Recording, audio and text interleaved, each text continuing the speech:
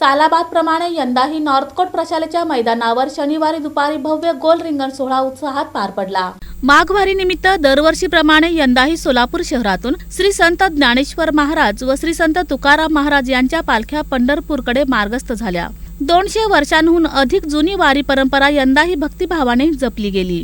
सोलापूर शहरातील 33 दिंड्या, परिसरातील 25 दिंड्या व 25 भजनी मंडळांच्या उपस्थितीत दिनांक 24 जानेवारी रोजी दुपारी 3 वाजता पालखी पूजन पार पडले।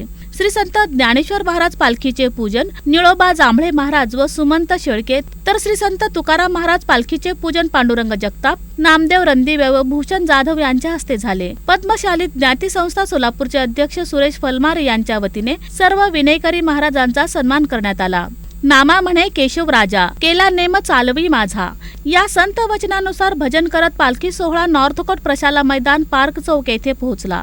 येथे अखिल भाविक वारकरी मंडळाच्या वतीने ज्योतिराम सांगभले प्रदेशाध्यक्ष, बळीराम जांभळे राष्ट्रीय सचिव, संजय पवार शहर अध्यक्ष, मोहन शेळके प्रदेश सचिव आदी पदाधिकाऱ्यांच्या उपस्थितीत गोल रिंगण सोहळा पार पडला।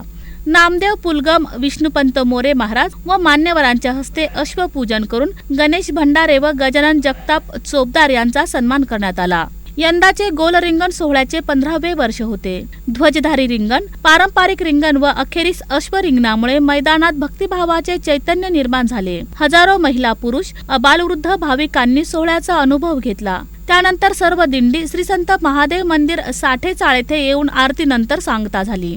या सोहळ्याचे सूत्रसंचालन व मार्गदर्शन सुधाकर इंगळे महाराज राष्ट्रीय अध्यक्ष यांनी केले। यासाठी बंडोपंत कुलकर्णी जिल्हा अध्यक्ष, किसन कापसे प्रदेश उपाध्यक्ष, सचिन गायकवाड उपाध्यक्ष, तानाजी बेलेराव संघटक, कुमार गायकवाड आदी पदाधिकाऱ्यांनी परिश्रम घेतले।